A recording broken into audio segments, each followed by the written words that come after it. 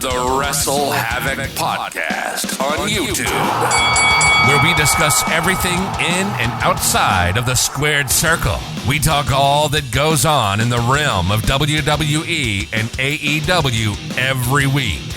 And now, here's your host, the one that will give you a reality check on pro wrestling, Flamin' Ricky DeReyes.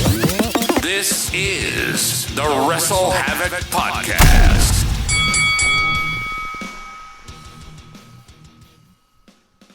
What's up, everybody? It is Flamin' Ricky DeReyes, right here on the Wrestle Havoc podcast, here to review Monday Night Raw from July 31st, 2023. Of course, it is the go-home Raw before this Saturday's SummerSlam pay-per-view, the biggest party of the summer in Detroit, Michigan at Ford Field. We got a lot of things to talk about right here on the Raw review. Overall thoughts on the show. It was a fine show. Was it the best go-home show for a SummerSlam? Not really, but overall, compared to last week's episode of Raw, I actually thought this week's show was not that bad. We had Logan Paul and Ricochet, possibly one of the best things on this show, and really one of the better matches that were actually, built for SummerSlam. I'm very excited for Logan Paul and Ricochet. We also had very well-produced video packages, of course, showcasing the history of Shayna Basler and Ronda Rousey, which was phenomenal. Absolutely phenomenal work on the WWE production, and the way that they showcased the history of Ronda Rousey and Shayna Basler, just fantastic stuff. And it actually got me excited about what we would possibly see, or what we will see at SummerSlam in an MMA rules match, which, by the way, I do not think it should be an MMA rules match. It should be a fight pit match, but I digress. I'll talk about that later on. Gunther was on this show. Actually, Imperium was on this show. We had Ludwig Kaiser taking on Matt Riddle. We also had Gunther taking on Chad Gable in a 5-minute challenge, in which Gunther eventually failed the 5-minute challenge, but the match continued, and it was a phenomenal match. It made Chad Gable look absolutely just great. He looked very good against Gunther. Gunther's one of the best acts on WWE TV right now. I'll talk about that. Of course, we had the main event. We had Seth Rollins and Sami Zayn, of course, the World Heavyweight Champion Seth Rollins, and one half of the Tag Team Champion Sami Zayn, taking on Damian Priest and Dominik Mysterio of the Judgement Day. Judgement Day was all over this show as well. So we're going to be talking about this go-home show. We also had Cody Rhodes and Brock Lesnar go face-to-face. Basically nothing special regarding those two. I mean, basically the whole gist of the feud is them beating the shit out of each other. That is the whole gist of Cody Rhodes versus Brock Lesnar at the end of the day. But before I get on with all this craziness regarding Monday Night Raw, of course, make sure to like and subscribe to the Wrestle Havoc podcast right here on YouTube, in which we discuss everything in and outside of the squared circle. Make sure to like and subscribe for more content, and as the freaking referee would say, ring that damn bell for more notifications. Of course, if you guys had missed it, the SmackDown review is up on the channel. I talk about Jey Uso promising that he will beat Roman Reigns once again at SummerSlam. And also, if you guys have missed it as well, the AEW Collision review is up on the channel. I talk about Adam Cole and Mr. Maxwell Jacob Friedman lose, but they are still a tag team. CM Punk, of course, revealed what was in the red bag, and it was what we all expected. It was the AEW World Championship that he never lost. Spray paints it with a big black X in the center of the E, which stands for Elite, wink, wink. And, of course, he declared himself as the real World Champion. So it was a very newsworthy episode of Collision, a phenomenal episode of Collision, and actually recently it did its second highest rating ever this past Saturday, so that is great to see, man. Collision, if you want to watch AEW, man, Collision is clearly the better show. Not to say Dynamite is bad, but Collision, man, if you compare it to Dynamite, man, Collision is just leaps and bounds better than Dynamite, in my opinion. But if you guys haven't checked out the AEW Collision review, the link will be in the description below. All right. Before I get on with the Raw review as well, of course, quick note, I will be uploading the next episode of the Wrestle Havoc podcast. I believe it's episode 24, and I'm going to be talking about a lot of topics. I'm going to be talking about the Cody Rhodes documentary. I'm going to be talking about Triple H and his comments about calling AEW a secondary promotion, and I'm going to talk about why a lot of people sound very, very, very fucking stupid over factual information. AEW clearly is the number 2 promotion, and that is not even any shade on AEW. It's just actual factual information, and people were getting so salty about it. I'm going to be talking about all that and much more tomorrow. I will be uploading that tomorrow right here on the channel. All right. Finally, let's get into Monday Night Raw. The show kicks off with Mr. Logan Paul, yes, the Maverick himself, kicking off Raw. And he cuts a promo. He says, Houston, Texas, please allow me, WWE superstar Logan Paul, to welcome us to Monday Night Raw. You guys know my thoughts on this. I hate, because it's so repetitive almost every fucking week. And it's such a Vince McMahon thing to do, in my opinion, where, you know, a wrestler opens up Raw and the first line that he would say is, welcome to Monday Night Raw. I don't know why. I just don't like that. I just don't. To me, it feels absolutely fucking forced, and I don't like forced shit when I watch a wrestling show. That is just my opinion. But moving on. Look, he has this thing where he doesn't like talking to brain dead people for too long, so he'll make this quick. He isn't here for the people. He is here for one person and one person only, and that person is Ricochet. Last week, he attempted to introduce him to his audience who is nothing like this horrible crowd in Texas. He wanted to showcase his amazing athleticism, Jesus Christ. And, of course, to build some hype on their match at SummerSlam, but he was sneak attacked and victimized and abused. While he was down, Ricochet decided to make a spectacle of the whole thing. So this Saturday, you can forget about a fight because he will beat Ricochet in the most viral match in WWE history. And then Ricochet comes out. And then, of course, he asks Logan Paul, what's going on, man? I mean, last week, he was in his live stream, and it was an all-time live stream. But this week, he is in your head. We've seen him do this over and over and over. He always spins the story to make it him seem like the good guy, in which we all know he is the bad guy. But he is the bad guy, and Ricochet is the good guy in this scenario. You can fool the people that pay to watch you, but you can't fool Houston. He said one thing that was true and correct. Our match at SummerSlam, it will be box office, and it will be an all-timer. But before that happens, he needs to say something. While he might not like anything about him, and he is a horrible human being, if there is one thing that he can respect, of course, he's an athlete and he's a competitor, and he can always respect that. But of course, Logan replies and the crowd boos. And Logan is like, I appreciate that. But if I were being honest, I would admit it. We get a bunch of you suck chants, and he says, you are one of the greatest to ever do it. Until he showed up. But we're not so different. We think alike. This didn't start on Money in the Bank. It started way earlier this year when they made us go viral, of course, in that epic double jump spot. I love how he called it a spot. And, of course, they showed a video package on the Titantron at the Royal Rumble from that amazing double crossbody spot, which I fucking loved. If you guys have, look, bro, the Royal Rumble, in my opinion, I thought this year's Royal Rumble was great. One of the highlights was definitely that double crossbody spot by Logan Paul and Ricochet. Fucking awesome. So they showed that on the Tron. And he says, he's right. You and I will put on a hell of a match. And he offers a fist bump to Ricochet. And then, of course, Ricochet accepts the fist bump, and then Ricochet leaves. But Logan says, after the match, the ring announcer will not say your name. And he mentions the ring announcer because, of course, the ring announcer, who is Samantha Irvin, is Ricochet's real-life girlfriend. And Logan Paul is like, Samantha, you know, that's your fiance, right? So, yeah, after I beat you at SummerSlam, he hopes there's no hard feelings when she says, and the winner is Logan Paul. What's funny is that Logan Paul actually just proposed to his girlfriend, and he says that shit. That's hilarious. Ricochet then gets pissed off. He goes after Logan Paul, but then Logan goes for a takedown of his own. Ricochet ducks the clothesline, and then he is on the apron. He riles up the crowd, and he tries to go for a springboard, but when he goes for the springboard, he gets caught in the right hand, the one lucky shot. And Logan Paul stands tall in the middle of the ring, and the first segment of the show ends. Overall thoughts on this opening segment to kick off Raw. This was a phenomenal opening segment. You know, if there was one match that was definitely built very, very, very well, it was clearly Logan Paul versus Ricochet. Logan Paul versus Ricochet is one of the matches that I'm actually very excited for this Saturday on SummerSlam. Those two men are going to tear the fucking house down. If you want to talk about a show stealer, this is the definition of a show stealer. Logan Paul has proven time and time and time again that bell to bell, he can go with a lot of the guys that can go. And he can go very well. He can be a celebrity, but he's one of those celebrities that's actually put in the work. And that is something that you cannot take away from Logan Paul. You may say Logan Paul is this, Logan Paul is that, and you have a valid argument with that. Trust me, I'm not the biggest Logan Paul fan with his stuff outside of WWE, but when it comes to WWE and professional wrestling, Logan Paul just fucking mastered the craft. And that is the biggest takeaway that I can give you for Logan Paul. And I think with Ricochet being put in this position, this is the best position that Ricochet can be placed in. Because look, will Ricochet ever be a world champion? I doubt it.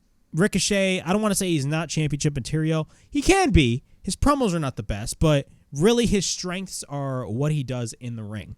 And the perfect guy to showcase those strengths. I mean, he showcases those strengths almost every week, but the perfect guy to really showcase his strength in front of a large audience in Ford Field is definitely Logan Paul. Logan Paul will make Ricochet look 10 times good as he already does, and Ricochet will do the same. He will make Logan Paul 10 times than he already does. Both will make each other look good 10 times out of 10, if that makes any sense. And both will absolutely tear the house down this Saturday in Detroit at Ford Field at SummerSlam. I'm excited for this match. It has been a great build, in my opinion. I've been enjoying it. I feel like Logan Paul, when it comes to his mic work, he's not the best in his mic work, but I think he's starting to get a little bit more comfortable now that he is a heel. And I feel like a heel Logan Paul works so much better than a babyface Logan Paul, in my opinion, because a babyface Logan Paul just doesn't work because everybody just fucking hates him in the real world. So honestly, heel Logan Paul is just 10 times better, and he just gets it. He gets the craft of wrestling, and he gets the art of the business, and that is what I really like, and that is something that I will always respect for Logan Paul. All right, continuing on. Imperium. Yes, Imperium is backstage. Gunther talks about how he doesn't live in the past, and he lives in the here and the now. But his concern right now is Ludwig Kaiser. Of course, don't get me started with Giovanni Vinci. He expects more from Ludwig Kaiser. And tonight is the night where Kaiser has a chance to redeem himself against the barefooted maggot, Matt Riddle. And then this Saturday, he will personally end Drew McIntyre once and for all. So the story of this match is, of course, right now, Ludwig Kaiser is not in the good graces of Gunther. And Ludwig Kaiser has to beat Matt Riddle in order to get that good grace back. So, basically, the story about this whole match was not really Matt Riddle, it was basically Ludwig Kaiser. But nonetheless, this was a great opening match for Raw. I think Matt Riddle, I mean, it's no secret Matt Riddle is one of the best in-ring performers in the WWE right now. Ludwig Kaiser is very charismatic with the character that he portrays. Every time when he speaks on the mic, I always laugh my ass off. But overall, this was a phenomenal match. I really enjoyed this match. We get a bunch of multiple waistlock takedowns by Matt Riddle. We get a back elbow by Kaiser, but then Kaiser later on is in control. We then get a side headlock by Kaiser, but then followed by another side headlock takeover by Ludwig Kaiser. Then after that, he goes for a second side headlock takeover. Actually, no, Riddle goes and retaliates and hits a side headlock takeover of his own. Kaiser then goes for the head scissors. We get a roll-up by Kaiser, and we get a near fall. We get a series of gut-wrench suplexes by Matt Riddle. We get an overhand chop by Riddle and then by Kaiser, so both men are just exchanging chops and strikes. We get a right hand by Riddle knocking down Kaiser, and then he ends up hitting the fisherman suplex. Riddle then picks up Kaiser, and then Kaiser sends Riddle shoulder first to the post. We then get a running shotgun dropkick by Kaiser. At this point, Kaiser is in control. He's on the outside, and he goes for a running European uppercut. And then he takes Riddle back into the ring. Kaiser then runs into the head scissors by Riddle, taking him to the outside. And then we get a running kick by Riddle, and then he goes for a springboard floating bro, knocking down Kaiser. Meanwhile, you have Gunther literally barking at Kaiser, saying, bro, get back in the ring. I don't give a shit if you're down. Go back in the ring and get this done. So Riddle's in control. Once we're back from commercial break, we get an enziguri, a beautiful enziguri by Kaiser. We get a bunch of overhand jobs by Riddle, and then we get an overhead kick by Riddle. After that, Riddle goes for a series of right hands, and then he follows up with an exploder.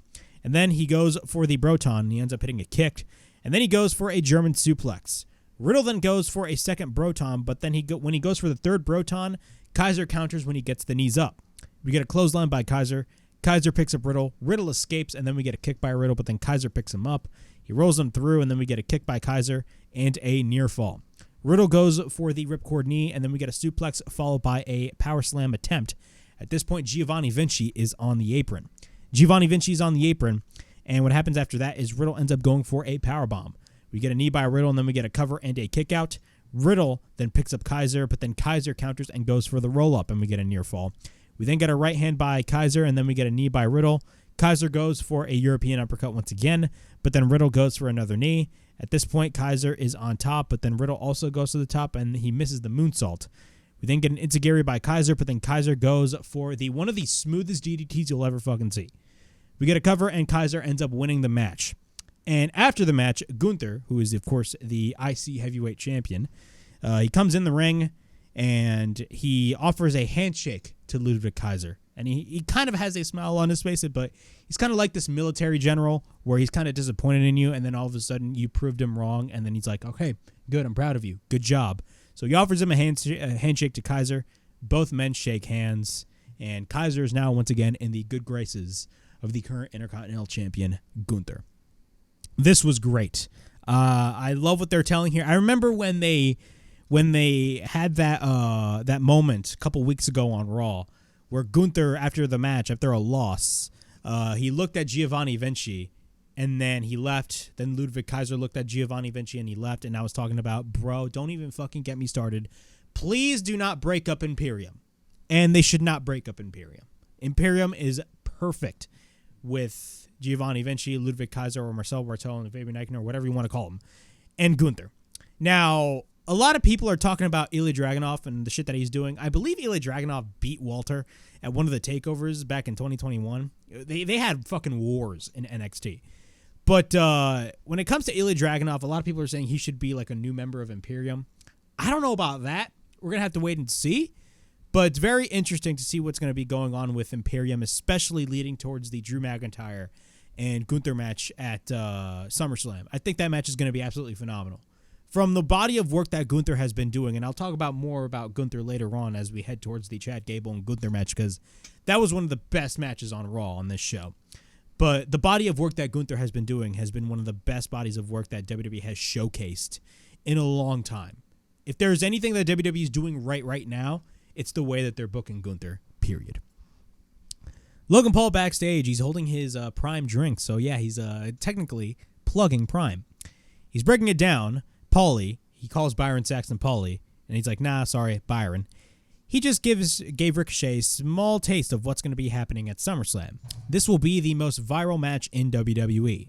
Hey, Ricochet, what happened?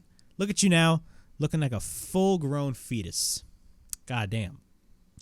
After that, we get a very well-produced, you know how they aired, very well-produced video packages talking about the history of Shayna Baszler and Ronda Rousey?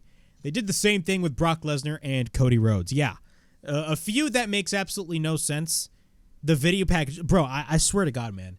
And this is actually a compliment on WWE. It can be the worst match in the fucking world that you're not even excited about. Bro, WWE and their production team will put effort 110% to make you fucking care about the match that you're not excited about. Cody Rhodes and Brock Lesnar, I am not excited about. I thought their two matches, the one that happened at Backlash and then the one that happened at Night of Champions in Saudi Arabia, was not really, they didn't live up to the hype that a lot of people thought it was going to be. And if you really think about it, the feud makes no sense because all these guys were doing, not really hypothetically, but all these guys were doing realistically was just beating the shit out of each other. And there was no rhyme or reason as to why this feud is happening. A lot of people talking about, why is this match happening? Exactly. We do not know why this match is happening. There's no reason why Brock Lesnar attacked Cody Rhodes. And there's really no reason for this feud to happen. It would have made sense if the titles were on the line. But WWE decided not to give a rhyme or explanation as to why this whole feud is happening. But I will say, man, the video package that they fucking aired on Raw was amazing. Amazing work. Hats off to the production team because, again, it can be the match that it can be the worst match in the world. They will fucking put their effort, man, and air a fantastic video package. And their music choices as well, top notch. I love it. After that, we got Maxxine Dupri taking on Vahala of the Viking Raiders. You guys already know my thoughts on the Viking Raiders versus Alpha Academy feud. I think it's fucking stupid. I really do think it's stupid. But, that said, I will not deny that if something is over, it is over. And clearly, Alpha Academy is over with the audience. And they've been over with the audience for like almost a year already. But them adding Maxxine Dupri, I will say this. Them adding Maxxine Dupri did more for Alpha Academy than, a lot of people thought it would. Because originally when they added Maxxine Dupri, everybody was like, okay, who cares? But Maxxine Dupri, in my opinion, I feel like she added a dynamic with the group that really wasn't really seen. And she was really the shot in the arm that the Alpha Academy needed. And I think a large portion of that has to do with Maxxine Dupri. That said, the Viking Raiders, I could give less of a shit of the Viking Raiders, War Raiders, whatever the hell you want to call them.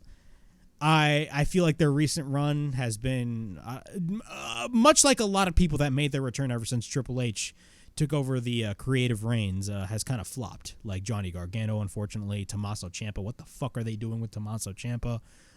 Who else? Karrion Kross, another one. The Viking Raiders is definitely on that pedestal of like people that just like are there for the sake of being there. Mia Yim or Mitch and Mia Yim, whatever the hell they call her. I mean, in my opinion, the Viking Raiders are there. And clearly, if you compare the Viking Raiders and Alpha Academy is the group that is way more over with the audience. And you know what? Even though I don't like that feud, I have to admit, look, if they are over, they are over. And you can't deny that. Let's go through the match a little bit. Valhalla's in control. Maxxine escapes. We get an arm drag by Maxxine, followed by a high kick. And then she goes for this fisherman suplex, and then we get a suplex in the corner. Then after that, Otis, not Otis, Otis. And Otis is so fucking entertaining. He basically motivates Maxxine as well as Chad Gable. After that, Maxxine goes for the thank you. I love when she does that. And then she does the worm. And then she goes for the elbow drop. She goes to the top, and then she ends up hitting a crossbody. We get a cover, but Eric of the Viking Raiders comes in, and then a brawl breaks loose with, of course, the Viking Raiders and Alpha Academy. Both women are on the top, but Maxxine has Vahala up on her shoulders, and then basically she drives her down. It looked like she went for a bridge pin. This was hilarious. I've never seen somebody do this. Maybe I'm wrong. Maybe I have, but I've never seen somebody up on their shoulders, drive them down, and then go for a bridge pin.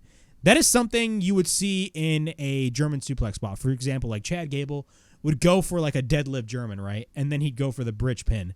But in this case, you had Maxxine literally go have Vahala up on her fucking shoulders, drive her down, and then go for the bridge.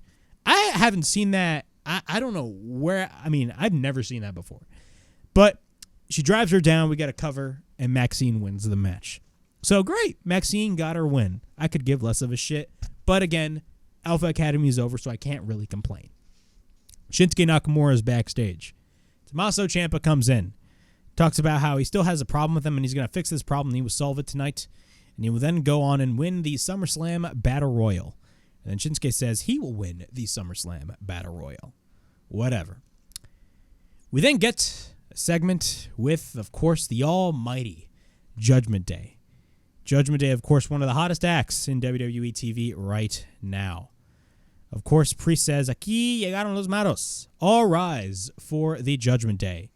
And Rhea says, let's face it, guys. Monday Night Raw does not start until we say it starts, because it is their house. For anyone that doesn't want to fall in line, they have no problem putting them in the shelf. Who will stop them? And then Priest says, I will answer that. And he runs through a short list of, quote-unquote, all of our heroes. Kevin Owens? Nope, we took him out. Sami Zayn? Nope, we let them lay. Seth frickin' Rollins?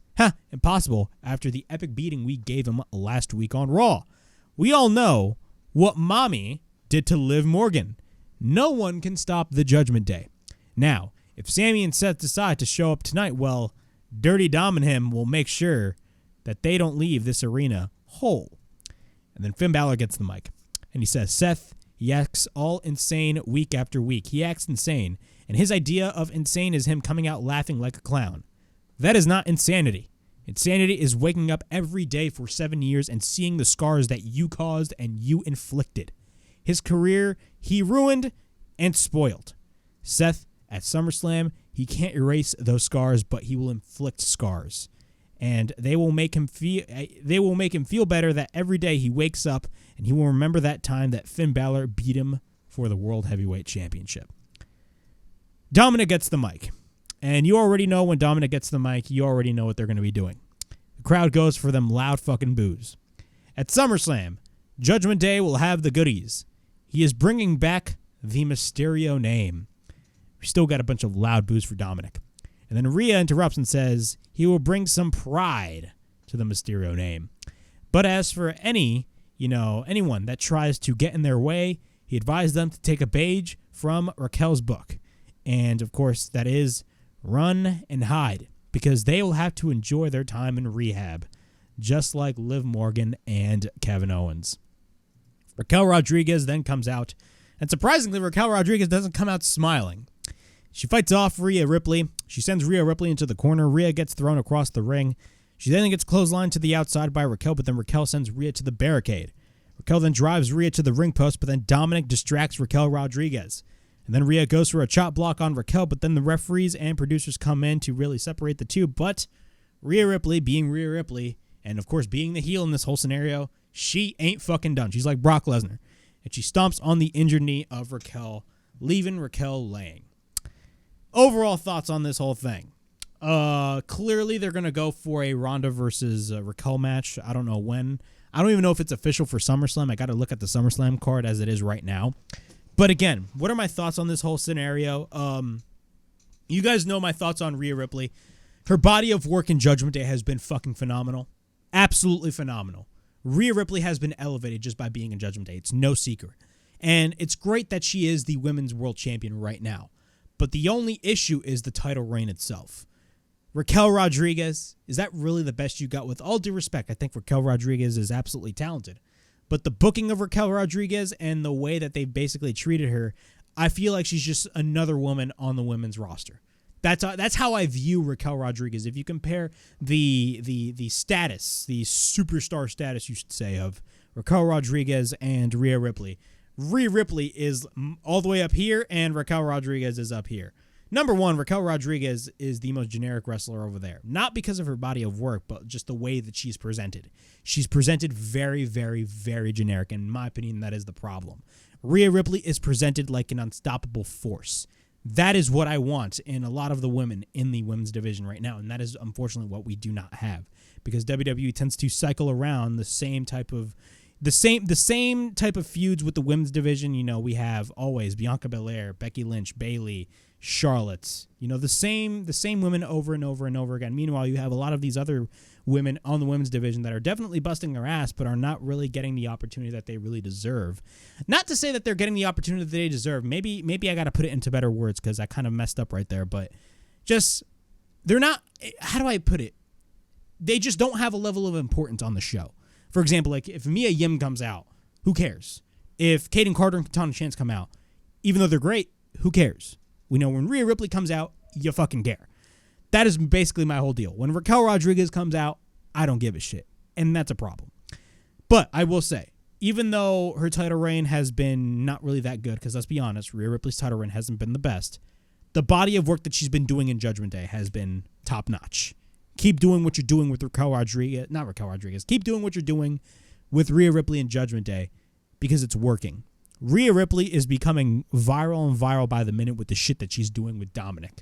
And they are starting to become proven, number movers or draws, I should say. I mean, they're like the highest rated thing on fucking Raw, which is great to see. Judgment Day, and I've stated this for weeks on the Raw review, Judgment Day is becoming the second top faction behind the Bloodline. We really don't have the Bloodline right now, but they're starting to become the top faction in WWE.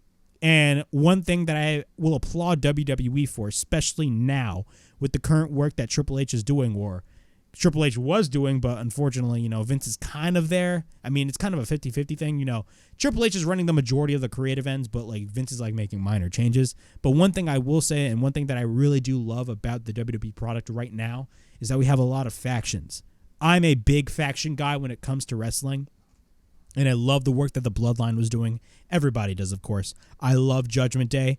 I love the LWO. Even though they've kind of fallen off a cliff a little bit, I love the LWO. We got a shit ton of factions right now. So, honestly, keep it going with them factions. I love gang warfare in wrestling. AEW did the same thing a couple of years ago. We had a shit ton of factions in AEW. We still do. After that, we got 2 video packages. They were split into different segments, but I'm going to be talking about all of them all in one portion of this review. We had 2 video packages of Shayna Basler and Ronda Rousey for SummerSlam. You know, it's no secret that I have been very critical of the work that Ronda Rousey has been doing in this recent run, and I will forever hold on to that. That I will always stand by. Ronda Rousey's recent WWE run, I don't give a shit what anybody says, has been atrocious. Absolutely atrocious. It's because of the fact that, number one, Ronda Rousey's promos are just not good at all. And not only that, to me, there's no importance when it came to the title reigns that Ronda Rousey had in this recent run. That said, Ronda Rousey and Shayna Basler, the build for the match wasn't that good. The promos were fine, really, on Shayna's end. On Ronda's end, I didn't even understand a single word she was saying. So really, that was where it kind of turned me off. When Ronda was always speaking on the microphone, when it came to any type of feud that she was in, it kind of turned me off, and I'm like, okay, I'm not interested because you didn't really get me intrigued in the match that we're going to be getting at SummerSlam or any other pay-per-view that Ronda Rousey was involved in. That said, these video packages that WWE aired for Shayna Basler and Ronda Rousey for their match at SummerSlam, which is now going to be an MMA rules match, which I have no fucking idea what that means. Hopefully it's not a debacle like Brock Lesnar versus Cain Velasquez or Jake Hager versus Wardlow in that MMA cage match in AEW. My biggest problem with that is the fact that when pro wrestling tries to do an MMA style thing, to me, even though I don't watch MMA, I watch wrestling for wrestling. I don't watch it to watch MMA. I love realism in wrestling, but when you try to be something that you're not, I don't like. Even though Shayna Basler and Ronda Rousey are MMA fighters, they were former MMA fighters, I'll probably give this a pass. But for me, instead of an MMA rules match, I would have much rather had this match be a fight pit match to really fit the mold of pro wrestling. That's just my opinion. Who knows? This match could be one of the best matches at SummerSlam. I have absolutely no idea. But this match is an MMA rules match. What is that? We have no idea. But when it came to these video packages, these 2 video packages that WWE aired last night on Raw did way more fucking build than the actual build we saw for the previous few weeks on Raw leading up to the match that we're going to be seeing this Saturday at SummerSlam. These 2 video packages were that good. It was phenomenal stuff. I talk about realism in wrestling and why I like realism in wrestling. These video packages show why realism in wrestling works. So in the first part of the first part of 2 different video packages that they showed, the first talks about their history, and they take us back to 2013. Ronda talks about Shayna Basler competing in Strikeforce, and then The Ultimate Fighter. Well, of course, if you guys do not know what The Ultimate Fighter is, it's basically a reality show that kind of saved the UFC back in 2005, and it's still happening to this day, I believe. This season of The Ultimate Fighter, we're getting Conor McGregor and Michael Chandler, I believe. But moving on. Shayna Basler talks about Ronda letting them live in her house rent-free just for her to beat her up. And she was there, and every one of Ronda Rousey's training camps to be her sparring partner. And she asks Ronda how many fight camps of hers she showed up to be her sparring partner. 0. And then ask, how is it possible Ronda got to where she got and how she was able to get where she is? This whole thing has been set up from day one for her to be elevated in the position despite the work of everyone else, and especially the work from her, that being Shayna Basler. And it happened in MMA, and now it's happening in pro wrestling. Then we go to part 2 of the history of Shayna Basler and Ronda Rousey. Ronda doesn't know why she jumped her at Money in the Bank. Shayna says being best friends with Ronda is accepting basically being in a toxic relationship. All you have to do is be a sparring partner and have no money. We're both in the WWE. Let's go be tag team champions. She's like stringing for long, doing her a favor when in reality, she had the biggest target on her back and it pissed off everyone, and she needed her because everyone was ready to stomp on her and no one was going to step to Shayna Basler. She needed her to stand in front of her so she can stand in front of her. Ronda then talks about her, Shayna Basler being her during her roughest times. She wanted Shayna to be her friend so bad that she gave her everything to the point where she hated her for it. Shayna then says she's given everything to Ronda a friend should give, and she's never given it back. and she's done riding in the back seat for Ronda. This is not going to be a match. This is going to be a fight. She will take this thing that means the most to Ronda, and that is her reputation. It's always been her.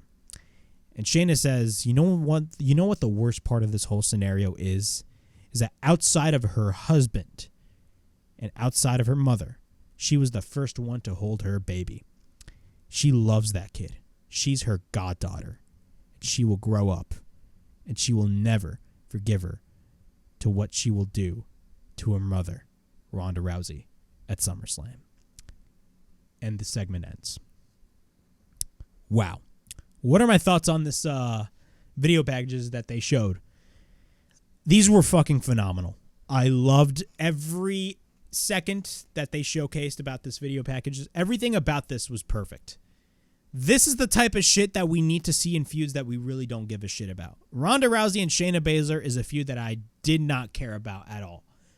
These video packages showcasing the history of Ronda Rousey and Shayna Baszler is exactly the type of style you need to build up any type of wrestling match. It kind of reminds me of what AEW does. They do it like all the time now, so it's not really special, but like AEW does something very, very, very similar by having like sit downs, with the talent talking about their match and shit. It's very similar to the AEW style of working things, and that is what I really like. We need more of this because, again, realism in wrestling works.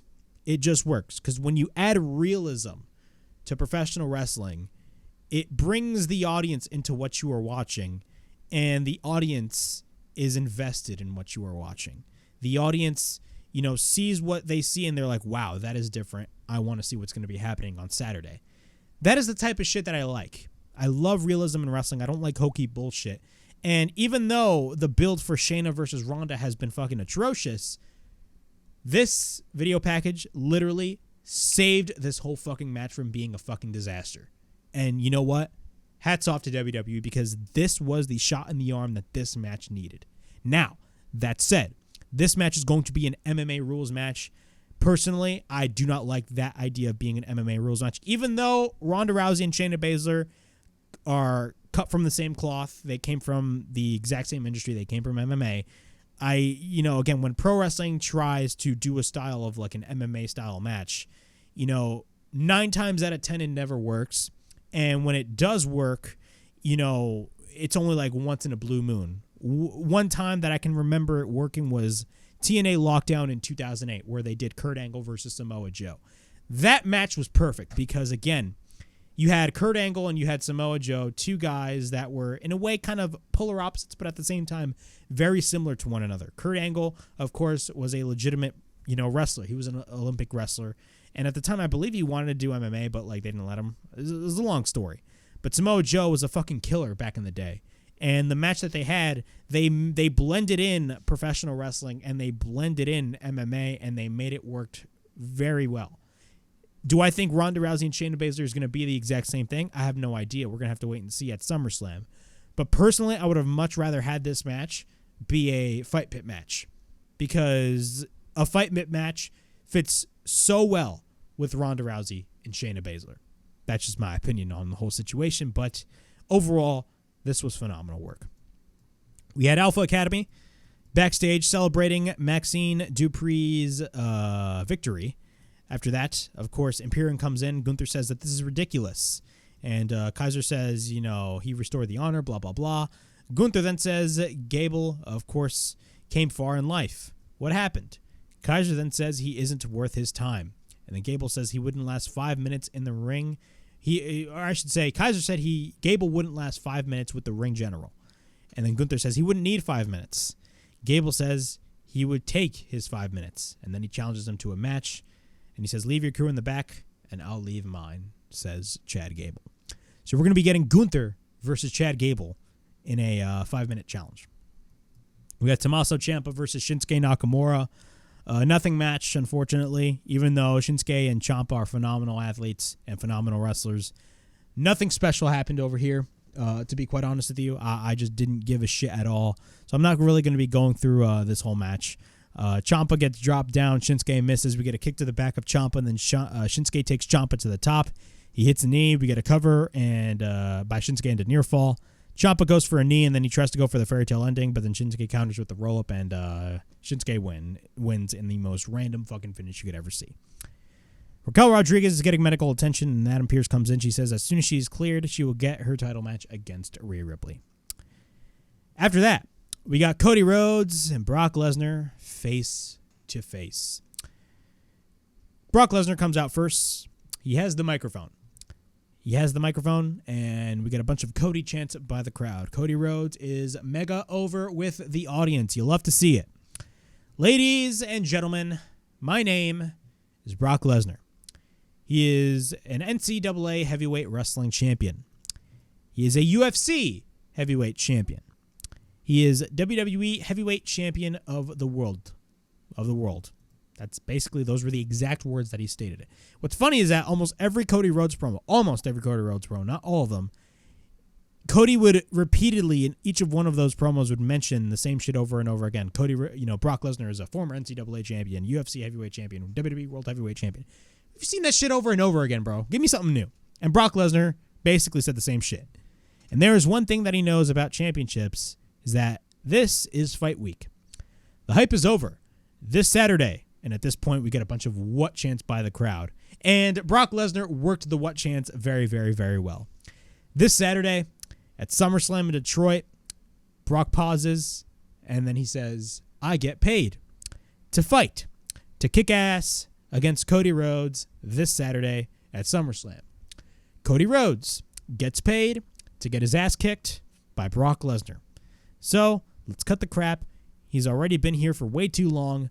Cody, if you want to come out here and tell me otherwise, come out. Shake my hand, and I'll see you Saturday. If he doesn't come out here and shake his hand, he will see you Saturday. He has 5 seconds until he leaves this town. And then Cody Rhodes immediately comes out. He comes out in his ring attire, so he's ready for a fight.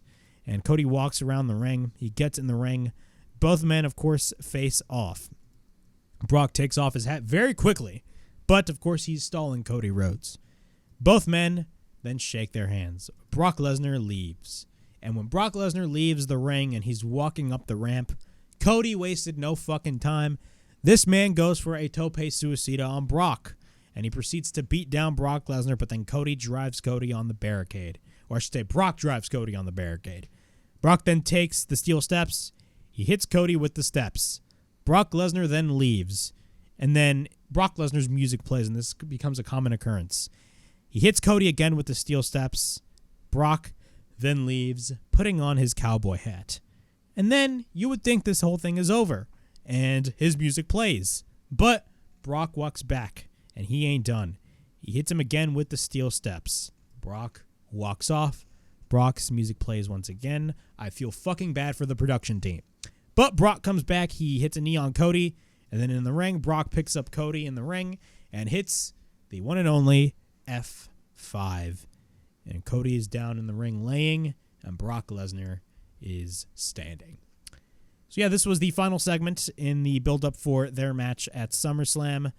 Am I excited for Cody Rhodes versus Brock Lesnar? No, I'm not. I think their whole feud, in my opinion, makes no sense. I'm not really interested in the feud that we're seeing with Brock Lesnar and Cody Rhodes, to be quite honest with you. But one thing I will say is that I thought this segment was fine. It wasn't the best. And really, if you think about it, if you're going to do a face-to-face segment with Brock Lesnar and Cody Rhodes, what more is there to do? Because if you really think about it, any interaction that Cody Rhodes and Brock Lesnar had, it's basically the same shit that you've been seeing for weeks now. Brock Lesnar comes out, Cody Rhodes comes out, Cody Rhodes wants to fight, they beat the shit out of each other. 1 week, Brock Lesnar is up and standing, then the other week, Cody Rhodes is up and standing. So it was really nothing all special. But I will say, for their match this Saturday at SummerSlam, I would have much rather had this match have a stipulation. You know, what is the type of match that we're going to be seeing at SummerSlam? It's just going to be a generic match. They're going to have no stipulation on this. We're not going to be getting a dog collar match, which, let's be honest with ourselves, WWE never does dog collar matches. We're not going to be getting a bull rope match. We're not going to be getting a Hell in a Cell. There's no stipulation in this third match, which I think is a fucking crime. But I will say this. I think the SummerSlam match will be the best match in the trilogy that Cody Rhodes and Brock Lesnar are going to have. Because their previous two matches, even though I think the second match was better than the first match because I felt like the first match ended very randomly, I think the third match will top every one of them. I will say that. That is the one positive that I can give you guys for this match that we're going to be seeing at SummerSlam at the end of the day. But I'm very excited to move on from this feud because I'm sick and tired of Brock Lesnar and Cody Rhodes. But at the same time, be careful what you wish for, because then we're probably going to be seeing Cody Rhodes versus fucking Bray Wyatt. And that is something I do not want to be seeing. That is something I do not want to be seeing. That shit made no goddamn sense. That is something I do not want to see. God damn, I can't even speak. All right. We got one of the best matches on the show. We got Gunther versus Chad Gable in a 5-minute challenge. Gunther, of course, throws Gable across the ring. Gable gets back up. Both lock up. Gunther throws Gable once again. Gable gets up. He tries to go for a takedown. So really, throughout the first 3 minutes of this whole match, this match is kind of going a little bit slow. Gunther then works on the right knee of Gable with a half Boston Crab. And then he lets go. We get a knuckle lock by both men. We then get a cover by Gunther and a near fall. And then we get a second cover and a kick out. Gable then gets up from the bridge, or I should say from the knuckle lock pin multiple times. And we get a stomp by Gable. Gunther then twists the neck of Chad Gable. And then we get a cover by Gunther again multiple times, and we get a near fall. Then we get a chop by Gable, and we have 2 minutes left. After that, Gunther continues to be in control. Gable fights off Gunther, but then Gunther misses a chop. We then get a German suplex attempt by Gable. Gunther then, of course, counters and hits a chop, and then he counters the powerbomb, that being Chad Gable, and he applies the ankle lock. After that, we get less than a minute left. Gable and Gunther fight it out, and then Gunther goes for a chop. He applies a sleeper on Gable, but then Gunther just continues to wrench Gable. And then Gunther goes for a powerbomb attempt. Gunther then gets taken to the outside, and at this point, the time limit has expired. Then, technically, when it comes to this 5-minute challenge, Chad Gable won, but Gunther did not get pinned, so it was not a win. It was kind of a draw if you think about it. But what happens is Gunther is pissed off, and he orders for the match to be continued. And once you're back from commercial break, the match is continuing beyond the 5 minutes. Gable goes for a series of chops on Gunther. Gunther fires back with a series of chops of his own. Gunther then gets caught into the arm bar on the rope, but then Gable goes to the top. Gable goes for a series of drop kicks, and then Gunther gets caught into an arm bar on the mat. After that, we get a German suplex by Gunther, and we get a cover by Gunther and a near fall. We get Gunther goes to the top, but then Gable goes up to the second rope, and he hits a beautiful superplex. And then we get a chop by Gunther later on, but then Gunther works on Gable. Gable goes for a series of kicks, and then we get a deadlift German by Chad Gable. We get a near fall. Then we get a boot by Gunther, and then he ends up hitting a lariat. We get a cover into near fall. Gunther picks up Gable, but then we get a roll through by Chad Gable. He almost hits a German, but then we get multiple chops by Gunther. And then we get a powerbomb by Gunther, but then we get a cover, and Gunther wins the match. After the match, Gunther cuts a promo, and he says, "Get used to me standing here on top of the announce table and celebrating my success. Because for sure, on Saturday, he will not lose the Intercontinental Heavyweight Championship." Drew McIntyre, wherever you are, take a close look on what I did to this man, that being Chad Gable. Take a close look, because it is your fate, because on Saturday he will end you once and for all. I love the promos that Gunther is cutting on top of the announce table. And not only that, the match that he had with Chad Gable was absolutely freaking phenomenal. I loved every second of this match. Chad Gable, he is more over than he has ever been in his entire career with the whole shit that he's doing with Alpha Academy. And it's no secret that Chad Gable is one of the best in-ring performers in the WWE right now. People tend to sleep on that, but he really is. If you think about it, everybody talks about Gable Stevenson, right?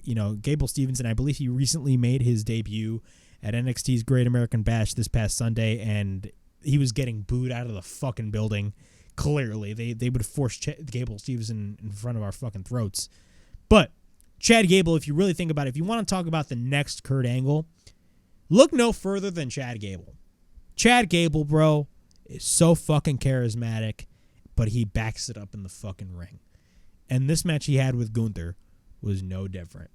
He made Gunther look so good, but Gunther made Chad Gable look just as good. I mean, it's no secret Chad Gable is great, but this is by far one of the better Chad Gable matches there, man. There was a slight chance that I literally thought, holy fucking shit, he's going to beat Gunther, but there's no fucking way they're going to have Gunther drop the Intercontinental Championship 1 week or less, a few days before his match against Drew McIntyre at SummerSlam. It'd make no sense creatively. But, bro, that sense of like, oh, shit, Chad Gable could possibly beat Gunther, that is what I loved about this whole match. The 5-minute challenge is, in my opinion, a breath of fresh air, but we've seen 5-minute challenges before.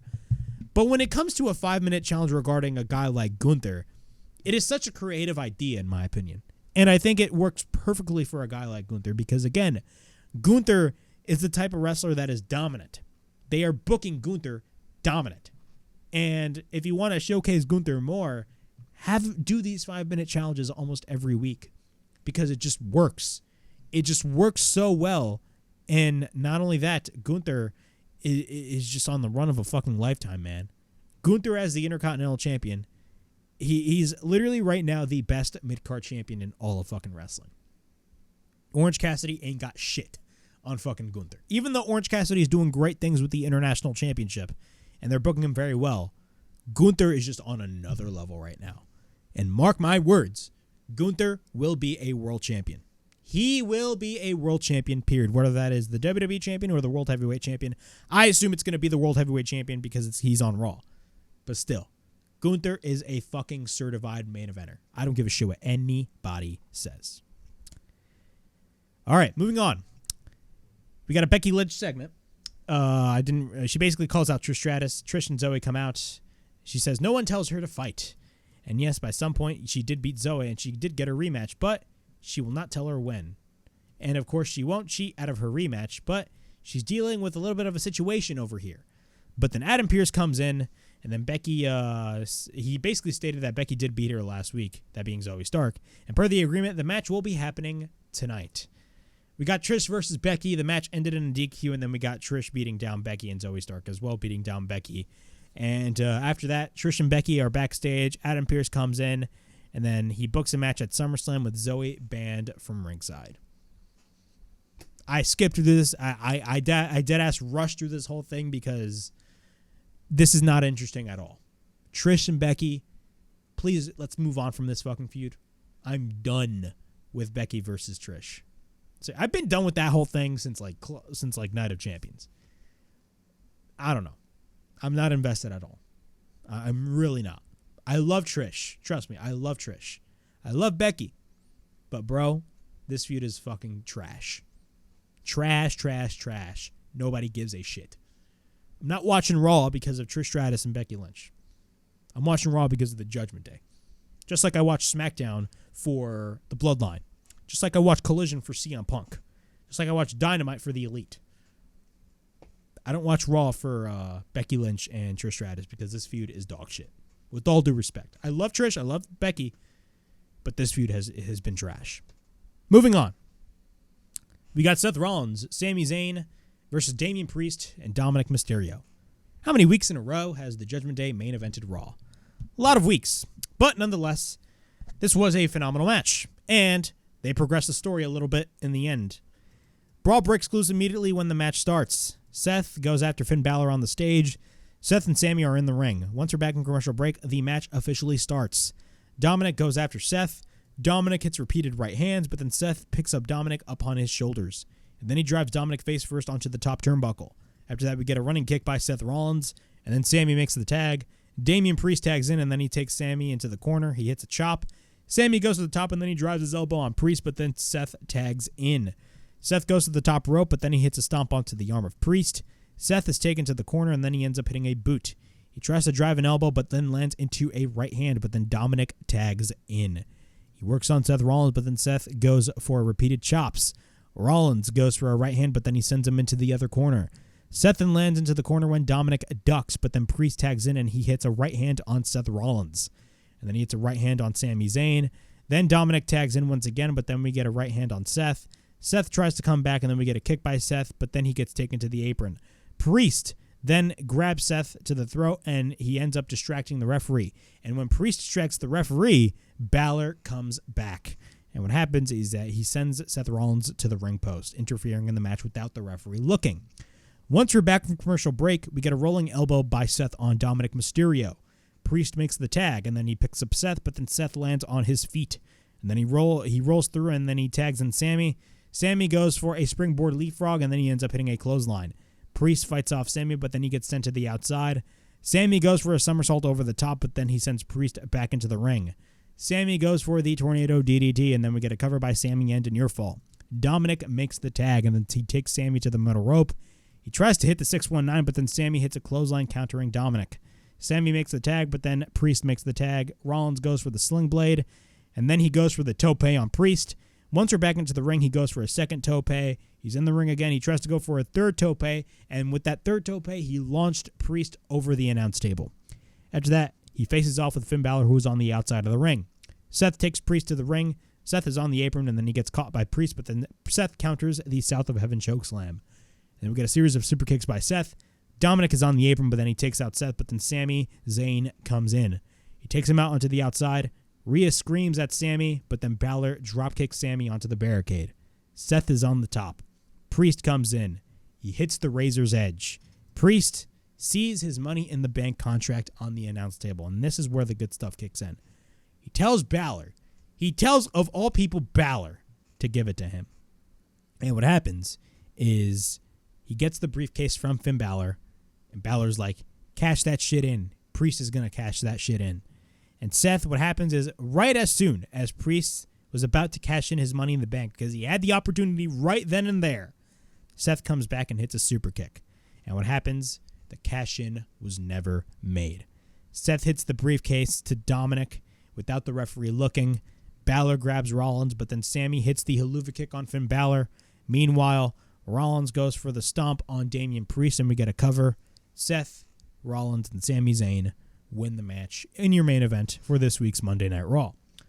Overall, this was a great match. Again, the storyline was really the Money in the Bank. That was really the whole story regarding this whole thing.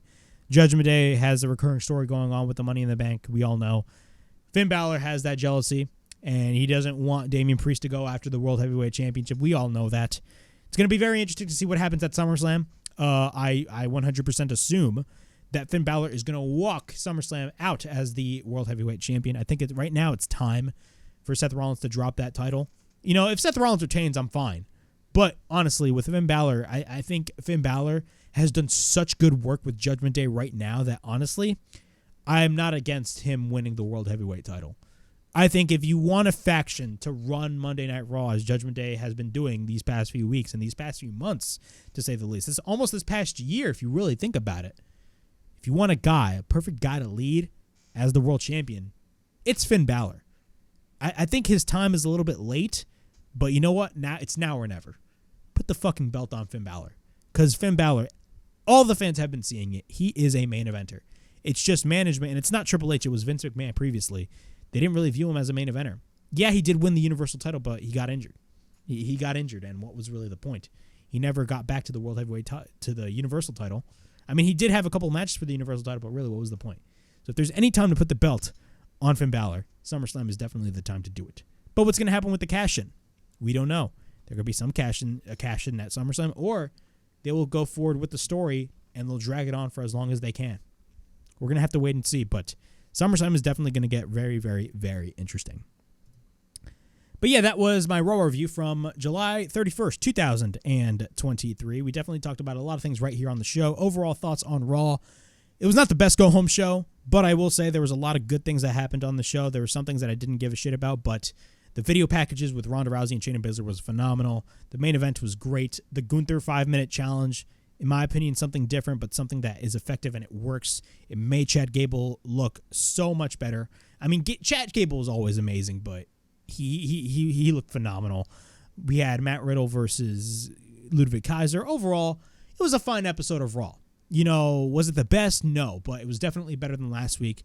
And am I excited for SummerSlam? Even though this wasn't the best go-home show, I'm still excited for SummerSlam. I think SummerSlam is going to fucking knock it out of the park at the end of the day. But yeah, that was my Raw review from July 31st, 2023. Please like, subscribe, comment down below, push that bell for notifications to be on the lookout for more videos right here on the Wrestle Havoc podcast, right here on YouTube, in which we discuss everything in and outside of the squared circle. Make sure to like and subscribe for more content, and as the freaking referee would say, ring, ring, ring that damn bell for more notifications. And as always, it is Flamin' Ricky DeRays, signing out. I'll see you guys tomorrow for the Wrestle Havoc podcast. Peace.